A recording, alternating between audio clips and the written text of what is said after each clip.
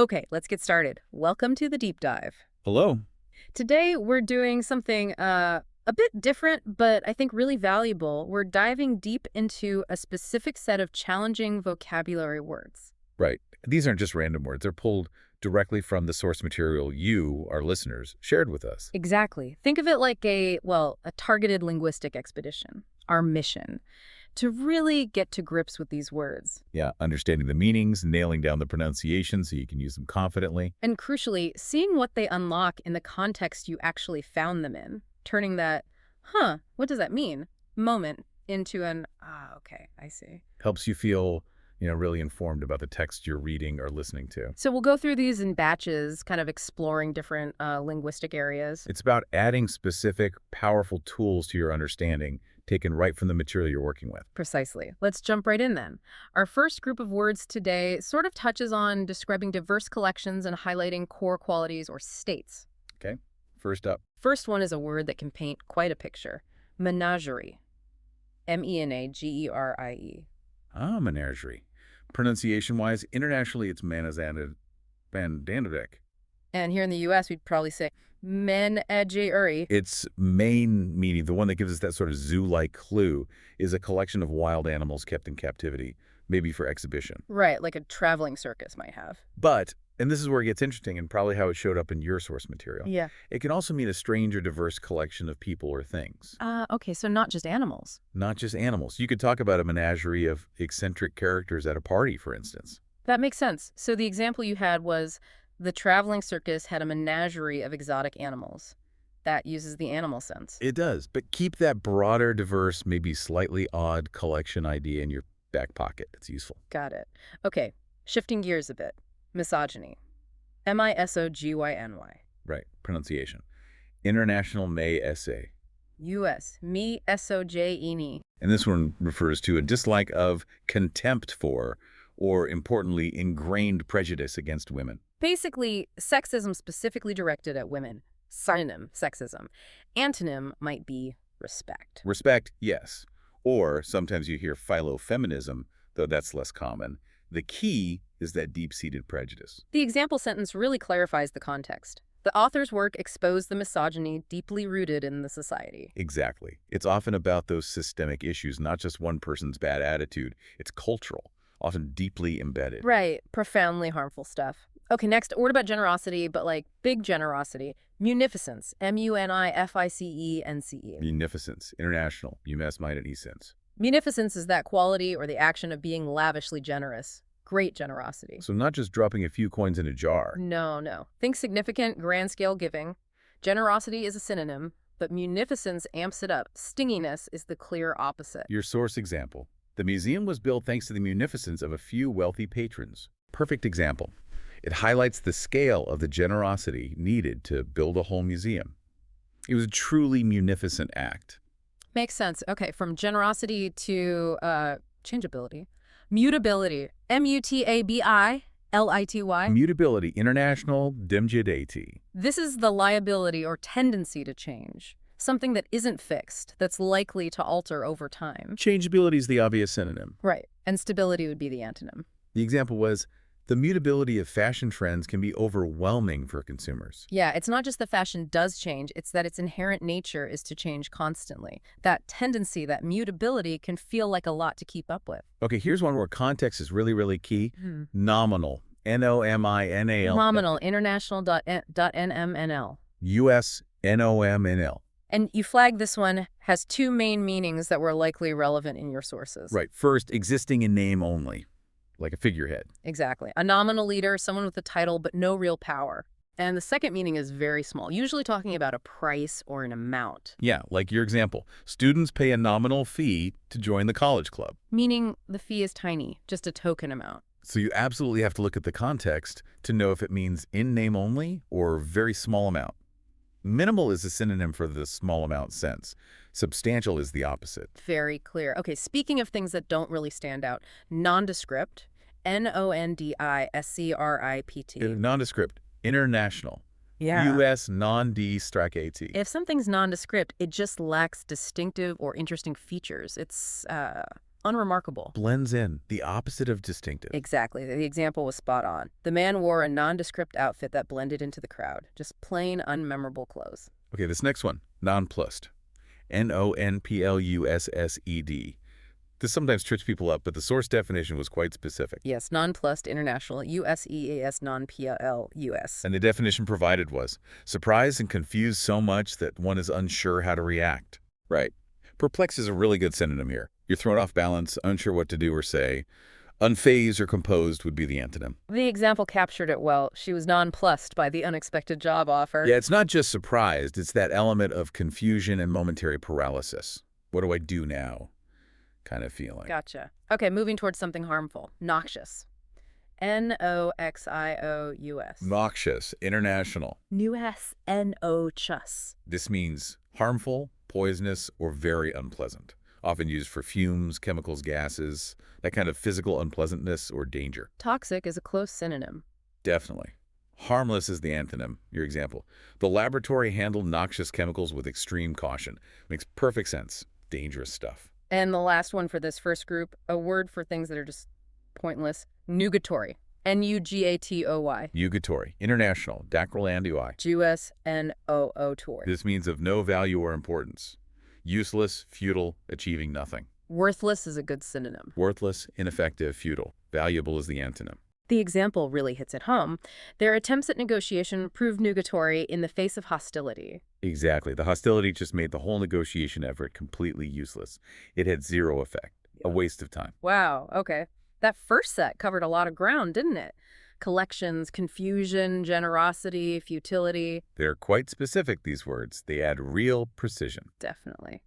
Right, let's shift gears now. How about some words related more to communication, authority, and how things are accepted or perceived? Sounds good. Let's dive into that. Okay, kicking off this next set. Oblique. O-B-L-I-Q-U-E. Oblique, pronunciation. International Ausblicist, US oblique. And in terms of communication, this means not direct. Exactly. Not explicit or direct when addressing a point, kind of hinting or coming at it from an angle rather than head-on. Like slanting your approach. It can mean literally slanting too, right? It can, physically, but the indirect communication sense is very common in, complex texts or discussions. Indirect is the synonym here. Direct the antonym. The example shows that conversational use. She made an oblique reference to the scandal, avoiding direct accusations. Perfect. Talking around it, not about it directly. Okay, following that idea of things not being quite straightforward, obstreperous, O-B-S-T-R-E-P-E-R-U-S. That's a fun one to say. Obstreperous. International, obstrep.peress. Obstreperous person or group is noisy and difficult to control. Think unruly, loud, maybe defiant. Like the example, the obstreperous crowd refused to disperse even after the concert ended. Yeah, loud, disorderly, not listening to authority. Disciplined or orderly would be the opposite. Okay, and now for a big concept. Omniscient. O-M-N-I-C-I-E-N-T. Omniscient, international. US. Omniscient. This means knowing everything, having unlimited knowledge or understanding. The roots mean all-knowing. Often used in theology or, like in the example, literature. Exactly. The novel was written from an omniscient narrator's perspective. That narrator knows everything, what all characters are thinking, feeling, doing, even future events. Unlike a narrator stuck in one person's head, ignorant is the clear antonym. Definitely. Okay, here's a short but weighty word. Onus. O-N-U-S. Onus international.ns. U.S. dominus. The onus refers to something that is one's duty or responsibility. It often implies a burden, an obligation that rests on someone. Right. Like in the example, the onus is on you to provide the necessary documents for the application. Exactly. The responsibility, the burden falls squarely on you. A benefit or perhaps relief might be considered an opposite. Okay. Next, a word about making things official. Ordain. O-R-D-A-I-N. Ordain, international. U.S. or N-N. This verb has two main senses. One is specifically religious, Yeah. to officially make someone a priest or minister. Right. But the other meaning. The other is broader, Yeah. to order or decree something officially, like establishing a law, a rule, a regulation. So it's about formal establishment. Decree is a good synonym for that second sense. Yes. And your example uses that sense. The council will ordain new regulations to protect historic buildings. They are officially enacting these rules. Revoke would be an antonym for that sense. Okay. In contrast to oblique, something hidden, we have overt. O-V-E-R-T. Overt, international. U.S. O-V-U-R-T. If something's overt, it's done or shown openly. Plainly apparent, not hidden, not secret. Obvious is a good synonym. It's the opposite of covert. Precisely. There was overt hostility between the two rival teams. You could see it clearly. It wasn't simmering beneath the surface. Right. Now here are those two tricky ones you mentioned. Similar sounds, different meanings. First, palatable. P-A-L-A-T-A-B-L-E. Palatable. International.t.b show. U.S. P-L-utable. Palatable has two related meanings, both about acceptability. One is literal, pleasant to taste, food, drink. Tasted good. The other is figurative, acceptable or satisfactory, something you can tolerate or agree to. So, tasty is a synonym for the food meaning. Unappetizing the antonym. Your example used the taste one. The meal was quite palatable, with rich flavors that everyone enjoyed. Right. It was acceptable to the palate. It tasted pleasant enough. Okay, now, listen closely. How is that different from palpable? P-A-L-P-A-B-L-E. Palpable. International, spell.po.bl. U.S. pal-al-pubal. Right. So while palatable is about taste or general acceptability, palpable is about being able to be touched or felt. Physically touched. Yes. Or, and this is key for its common usage, used for feelings or atmospheres so intense they feel like they could be touched or felt physically. Ah, that's the big difference. Palpable connects to touch or intense feeling. Tangible is a synonym. Exactly. Intangible, the antonym. And your example gets at that intense feeling. The tension in the room was almost palpable during the debate. You couldn't literally touch the tension, but it felt thick, heavy, physically present. Precisely. Nailing the difference between palatable and palpable is a great example of how this kind of vocabulary sharpens your understanding. Absolutely. Okay, wrapping up this group. A word for those cure-all solutions. Panacea. P-A-N-A-C-E. International. U.S. panacea. A panacea is a supposed solution or remedy for all difficulties or diseases. A universal cure-all. Often used a bit skeptically. And Right? very often, like the example. Some people view technology as a panacea for all social problems, but that's rarely true. It points out that hoping for one single fix for everything is usually unrealistic. Few problems really have a true panacea. Useful concept to have a word for. That group gave us some really good distinctions: communication styles, responsibility, those tricky palp words. Definitely. Ready for the next set. This one seems to focus on states of being, characteristics, and persistence. Yeah, let's go. Starting with a word for feeling really, really dry. Parched. P-A-R-C-H-E-D. Parched, international. U.S. parched. This just means very dry or extremely thirsty, usually because of heat or lack of water. You can almost feel it. Dried out is a good way to think of it. Moist is the opposite. Exactly. Your example is very physical. After hours in the sun, they were parched and needed water immediately. It conveys that intense physical need. Okay. Moving to a concept of equality or balance. Parity. P-A-R-I-T-Y. Parity, international. Epper. P-A-R-A. Parity is the state or condition of being equal. It's often used specifically regarding status, pay, or power. Equivalence. Equality is the direct synonym. Yes, and the example relates it to the workplace. Activists fought for wage parity between men and women in the company. Seeking equal pay for equal work. Disparity would be the opposite, the lack of parity. Correct. Now, parochial, P-A-R-O-C-H-I-A-L. Parochial, international. Yes, P-R-H-E. Okay. Now, this can relate literally to a church parish, but more broadly, and probably more relevant for your sources, it means having a limited or narrow outlook or scope. Ah, like narrow-minded. Exactly. Someone with a restricted perspective, maybe only focused on their own small community or narrow interests, unwilling to consider broader views. So broad-minded or cosmopolitan would be antonyms. Right. Your example. His parochial views clashed with the progressive policy being proposed. His limited, perhaps local-only perspective was at odds with the wider-reaching idea. Okay, here's that word with the two pronunciations we talked about.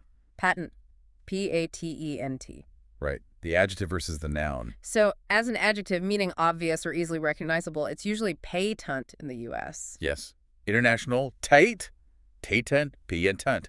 A patent lie. An obvious lie. Synonym obvious, antonym hidden. But as a noun, the legal right to an invention, it shifts. To patent in the U.S. Generally, yes. International U.S. patent. He applied for a patent. Fascinating. Same spelling, different job, different sound. The examples you had showed both. It was a patent lie. He applied for a patent for his new invention. A good one to listen out for the pronunciation difference to catch the meaning. Definitely. Okay, next. Pedagogue. Pedagogue. Pedagogue. International. Latin. Char. USPEDEGOG. This means a teacher, but it often carries a slightly negative or at least specific connotation. It often implies a teacher who is particularly strict, formal, perhaps overly concerned with rules, and minute details, pedantic even. Ah, okay, not necessarily inspiring. Instructor is a more neutral synonym. Right. The example hints at this. The old-fashioned pedagogue insisted on rigid classroom discipline, focused on the rules over maybe, engagement. Got it. All right, nearly at the end of something, you might need this word. Penultimate. Penultimate. Penultimate, international.ps.temmet. This one's simple but useful. It just means last but one in a series, second to last. Next to last, final is the antonym. Yep. Your example makes it perfectly clear. We're at the penultimate chapter of the book, just one more to go. The chapter right before the very last one. Useful word. Okay, now for a type of harm that's kind of sneaky. Pernicious. Pernicious.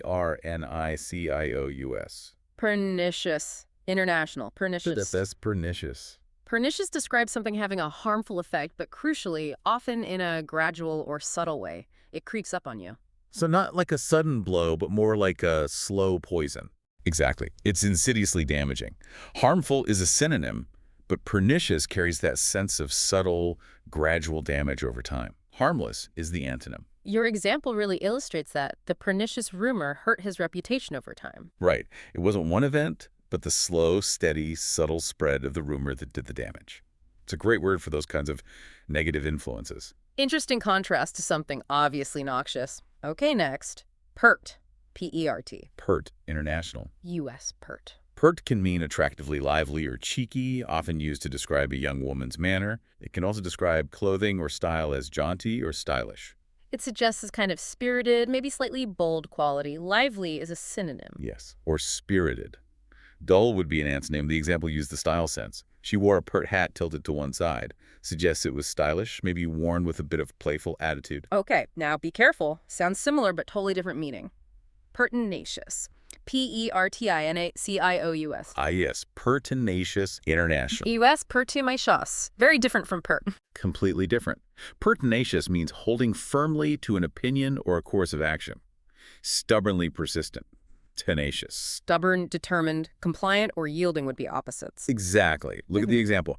The pertinacious journalist refused to drop the investigation despite obstacles. That journalist wasn't being lively or cheeky. They were being incredibly persistent, refusing to give up. Shows how vital it is to catch the exact word. Pert versus pertinacious, world of difference. Absolutely. Okay, that third set covered a lot. Dryness, equality, narrow views, persistence. Right, final group. This looks like words for appearance, status, events, and other traits. Let's wrap it up with these, starting with physiognomy. P-H-Y-S-I-O-G-N-O-M-Y. Physiognomy. International. tests.ncigi.me. U.S. physiognomy. This refers to a person's facial features or expression. Right, especially when those features are considered, rightly or wrongly, as indicative of character or ethnic origin. Countenance is a synonym. Historically, this was kind of a pseudoscience, wasn't it? Judging character by looks. It was, and often linked to prejudice. The example touches on that idea. The detective believed he could read clues from a suspect's physiognomy, trying to infer character from the face. Okay. Moving from faces to the top. Pinnacle. P-I-N-N-C-L-E. Pinnacle, international at Chipiki. U.S. P-I-N-U-Col. The pinnacle is simply the highest point. The most successful point, the peak. Can be literal, like the top of a mountain, or figurative. Like the peak of achievement. Peak is a good synonym. Bottom, the antonym. Exactly. Your example uses that figurative sense.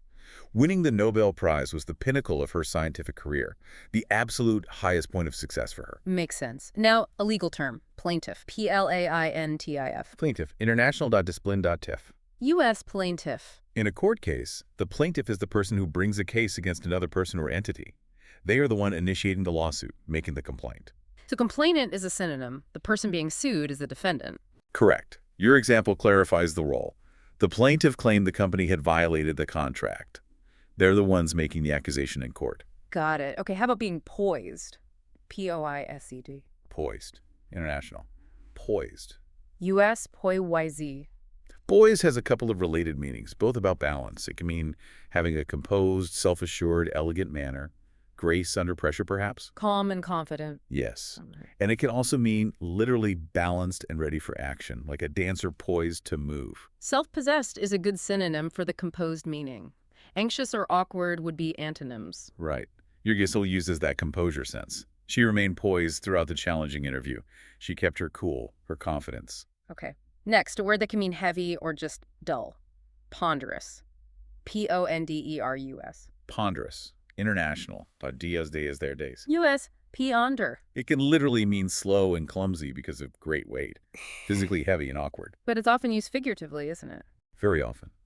To describe speech or writing that is dull, laborious, overly serious, lacking grace or lightness, it feels weighed down. Heavy, cumbersome, dull, laborious. Antonyms like light or lively. Exactly. Your example uses that figurative sense. His ponderous style of speaking made the lecture feel extremely long. Right. Heavy, dull, tedious. Right. Okay, getting near the end. Portent. Portent. Portent, international.